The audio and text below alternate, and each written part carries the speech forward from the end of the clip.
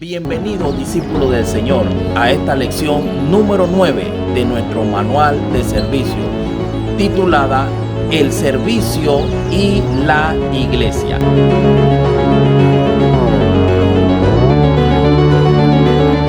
Pero antes de introducirnos, quiero que oremos para que el Espíritu Santo nos guíe a todo el propósito a través de esta enseñanza. Padre, en el poderoso nombre de Cristo Jesús, te damos gracias, Señor, por este día. Gracias por la pandemia, porque en medio de todo tú nos has ayudado, nos has sostenido, nos has guiado y has estado con nosotros. Señor, ahora te pedimos que tu Espíritu Santo nos enseñe aquellas lecciones que tienes acerca del servicio y la iglesia, para que el propósito tuyo se cumpla en nuestras vidas como discípulos tuyos. Gracias te damos, Señor, en el nombre de Jesús. Amén y amén.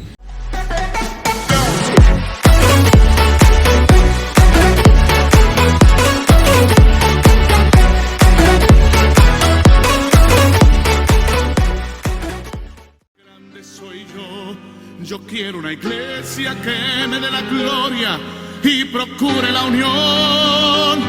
Yo quiero una iglesia que sane al herido, que rompa cadenas, liberte al cautivo, que aclare la mente al que está confundido y que ame verdad. Yo quiero una iglesia que con su mirada brinde esperanza al alma angustiada. Yo quiero una iglesia que sane la herida de esta humanidad. Yo quiero un rebaño donde mis ovejas se sientan seguras y llenas de paz, donde mi palabra sea su alimento. Allí quiero morar. ¿Y qué te parece si iniciamos nuestra introducción? Y dice que el servicio es cualquier trabajo realizado en beneficio de otra persona. Cuando se estudia este tema en la Biblia, se observa una serie de similitudes y contrastes entre el Antiguo Testamento y el Nuevo Testamento. Casi cada doctrina se encuentra anunciada en el Antiguo Testamento y casi todo el resto de la doctrina del Nuevo Testamento es acabada hasta la perfección de nuestros días. El servicio que Dios pide, ya sea en el Antiguo o Nuevo Testamento, es entregado primeramente a un sacerdocio preparado.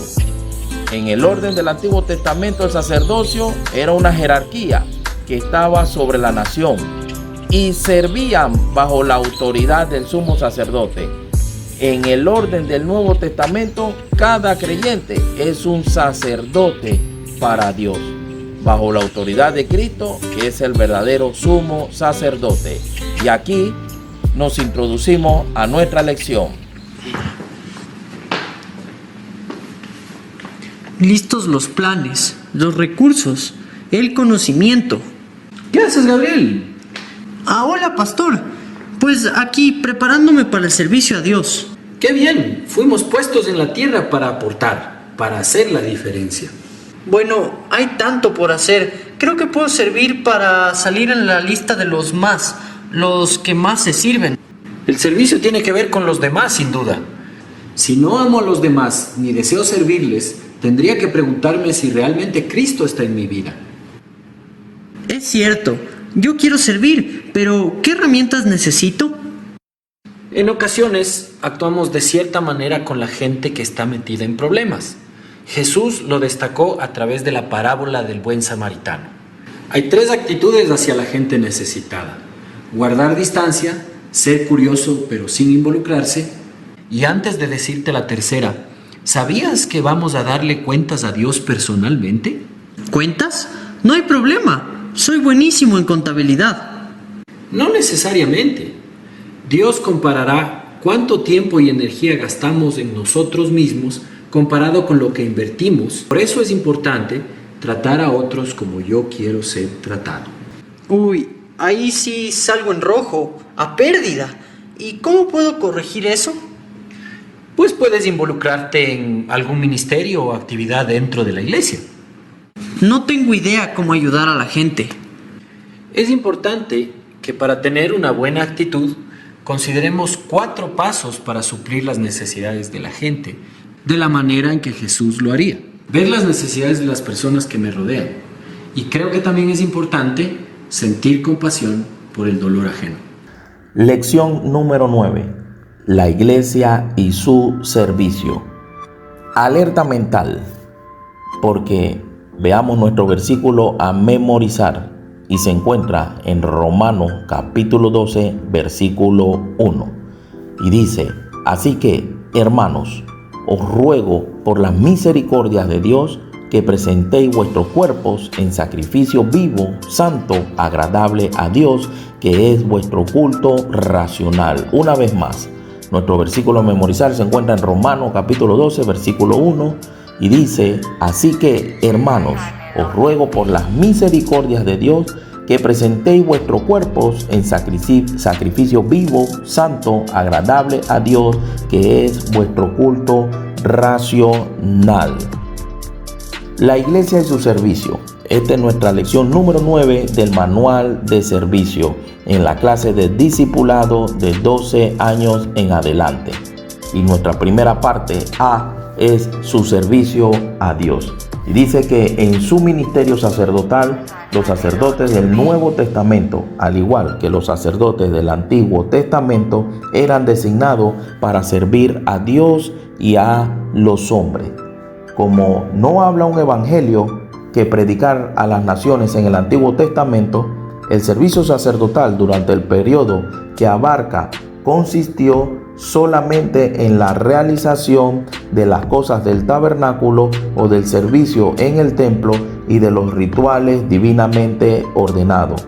En comparación al ministerio sacerdotal del Nuevo Testamento, porque este es mucho más amplio en su alcance e incluye no solamente el servicio a Dios y a sus hermanos en la fe, sino a todos los hombres en todo lugar, porque hay un evangelio que predicar a las naciones, a toda criatura, pueblo, lengua y nación. Entonces podemos ver que en el Antiguo Testamento el sacerdote solamente era aquel que tenía acceso al lugar santísimo. Era el único que una sola vez al año tenía ese acceso para comunicarse con Dios y poder entonces comunicar el mensaje que Dios le enviaba a su pueblo.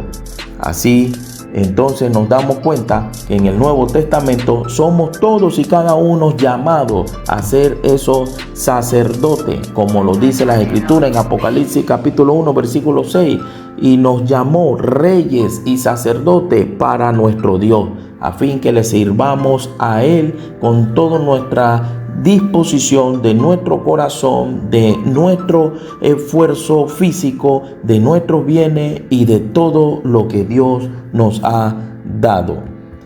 Número 1. El servicio de sacrificio es asombrosamente similar en el Antiguo y Nuevo Testamento.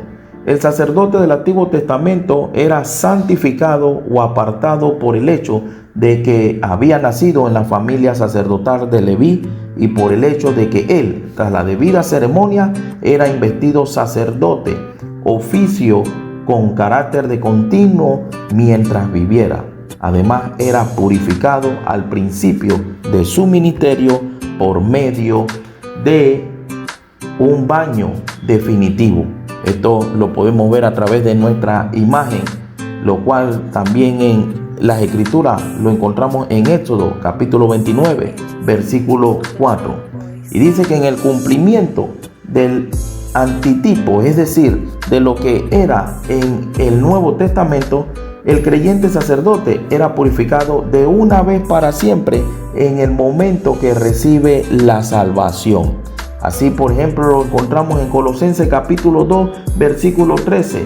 Y dice que en virtud de su salvación es apartado para Dios. Así también es introducido en la familia de Dios por el nuevo nacimiento. Además de esto, se exige particularmente del sacerdote del Nuevo Testamento que se dedica a Dios en forma voluntaria. Y esto nos lleva nuevamente a nuestro versículo a memorizar. Así que, hermanos, os ruego por las misericordias de Dios que presentéis vuestros cuerpos en sacrificio vivo, santo, agradable a Dios, que es vuestro culto racional.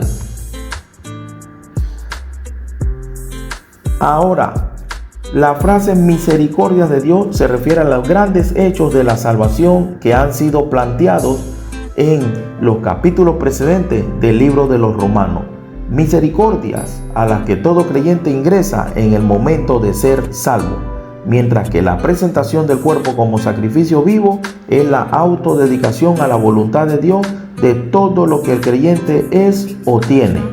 Lo que de esta manera se dedica a Dios, Él lo acepta y lo pone donde Él quiere en su campo de servicio. Así que todos somos la obra maestra de Dios. Por eso Efesios capítulo 2 versículo 10 dice: porque somos hechura suya, creados en Cristo Jesús para buenas obras, las cuales Dios preparó de antemano para que anduviésemos en ellas. Pero el sacrificio hacia Dios es cuádruple, es decir, que tiene 4 áreas esenciales en las que nosotros debemos de estar presentes para poder llevar a cabo ese servicio a Dios. Y nuestra primera área no es más que la dedicación de sí mismo. Y recaemos en nuestro versículo a memorizar de Romanos capítulo 12, versículo 1. Así que la dedicación de sí, que es, según se declara, un servicio racional, o más literalmente un culto espiritual de nuestras propias vidas como sacrificio vivo, como Cristo mismo era el sacrificador y el sacrificio.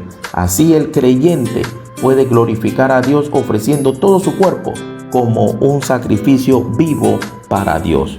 Nuestra segunda área de sacrificio a Dios no es más que el sacrificio de labios. Lo podemos encontrar en Hechos capítulo 13, versículo 15. El sacrificio de labios es la voz de alabanza y de adoración y debe ser ofrecida continuamente a través de nuestra propia lengua, de nuestra propia boca, de nuestros propios labios, sí, pero que salga de nuestro corazón. Nuestra tercer área de sacrificio hacia Dios no es más que el de sustancia. Filipenses 4:18. Y al hablar de este sacrificio nos referimos simplemente a que debe ser un sacrificio de hecho, no de palabras, sino de hecho, con muestras de amor, con muestras de agradecimiento.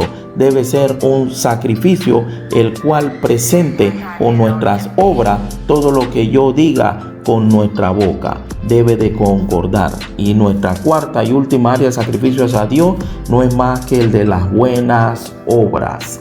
Y para ello el sacrificio de las buenas obras son todas aquellas cosas que yo haga deben de glorificar y exaltar el santo nombre del Señor, puesto que esas buenas obras darán testimonio de lo que Cristo es y de lo que nosotros somos en Cristo Jesús para servirle. Punto número 2. El servicio de adoración puede ser considerado como parte del servicio de cada creyente sacerdote en la era actual, así como era parte de la adoración y el servicio de todo sacerdote del Antiguo Testamento.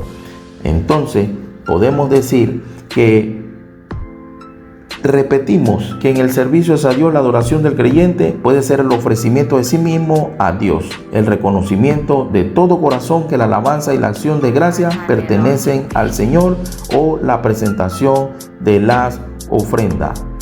En conexión con la adoración de los sacerdotes del Antiguo Testamento había 2 prohibiciones y estas también tienen un significado típico. No debían llevar incienso extraño, lo que típicamente habla de la pura formalidad en el servicio a Dios, y no se permitía fuego extraño. Lo encontramos en Levítico capítulo 10 verso 1, lo que simbolizaba el dejarse llevar por las emociones carnales como sustituto de la verdadera devoción a Cristo o el amor a las cosas de menor importancia, con exclusión del amor a Cristo. Así entonces todos nosotros tenemos lugar a ese lugar santísimo, a esa presencia de Dios. No solamente como en el Antiguo Testamento, que entraba el sacerdote una vez al año, sino que ahora tenemos acceso todos y cada uno de nosotros por medio de nuestro sacrificio vivo, cuando disponemos nuestro corazón para servirle a Dios. Punto número 3. El servicio de intercesión es una importante función del creyente sacerdotal. Recordemos que el profeta es el representante de Dios ante el pueblo. Así el sacerdote es el representante del pueblo ante Dios.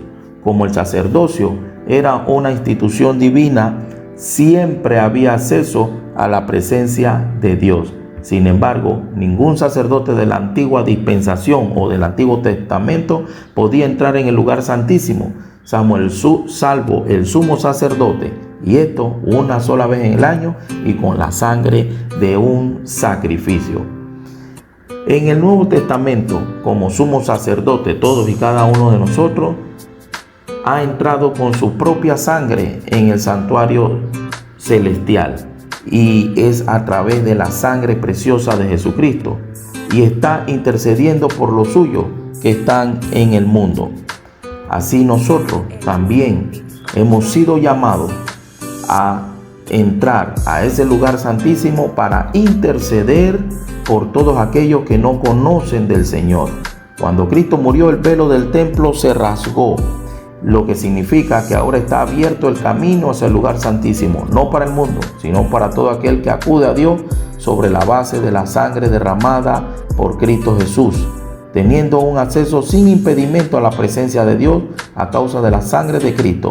El sacerdote del Nuevo Testamento tiene el privilegio de ministrar la intercesión por los demás. Servicio al hombre.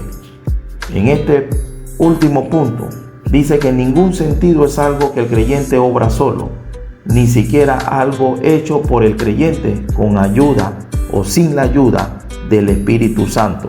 Generalmente se entiende por el don a alguna habilidad natural recibida por nacimiento y que lo capacita a uno para hacer cosas especiales. Pero según el uso bíblico de la palabra, don es un ministerio del Espíritu que mora en el creyente. Es el Espíritu que realiza un servicio y usa al creyente como un instrumento.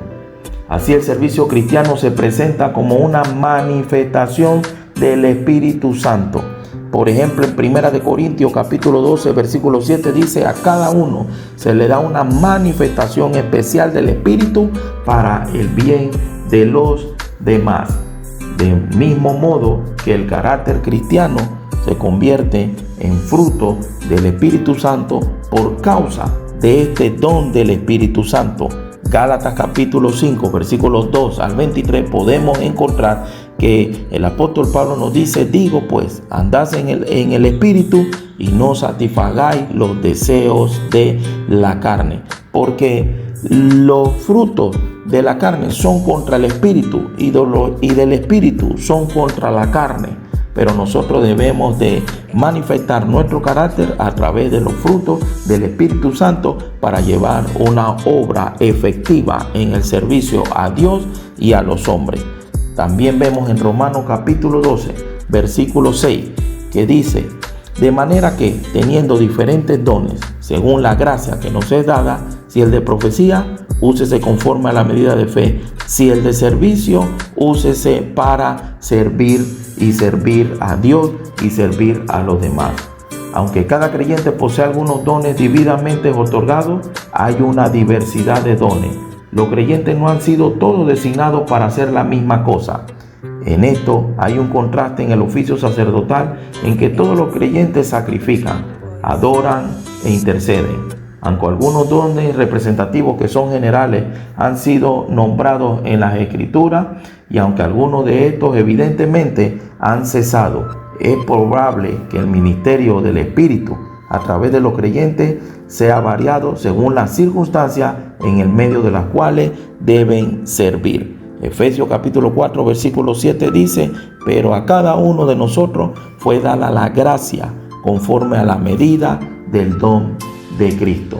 Los dones son otorgados para que el siervo de Dios sea para provecho a todos y cada uno de nosotros y para nosotros mismos. Y esta, por lo tanto, implícito que el servicio brindado en la fuerza de la carne no es provechoso. La manifestación del Espíritu en el ejercicio de un don es como ríos de agua viva. Juan del 7 al 37, versículo y hasta el 39, y dice que es la realización de las buenas obras que Dios preparó de antemano para que anduviésemos en ella. Así, por ejemplo, el equipo imparable, todos los líderes, son llenos del Espíritu Santo para llevar a cabo esa obra que Dios ha designado en cada uno de nosotros. Por lo tanto, son 9 los dones del Espíritu Santo. ¿Con cuál te identifica de ellos o con cuáles te identifica de ellos? Entre estos 9 dones son palabra de sabiduría, el don de fe, palabra de ciencia, el don de sanidad, el don de milagro, don de profecía y el don de discernimiento de espíritu, el don de lengua y el de interpretación de lenguas. Sin embargo, cuando arreglan cuentas con Dios por la confesión del pecado, la rendición de su vida y el caminar en dependencia del Espíritu que mora en ellos, inmediatamente son llenos del Espíritu y como resultado desean la voluntad de Dios y por su poder suficiente que obra en ellos, llegan a ser útiles en el servicio para el que fueron ordenados por Dios.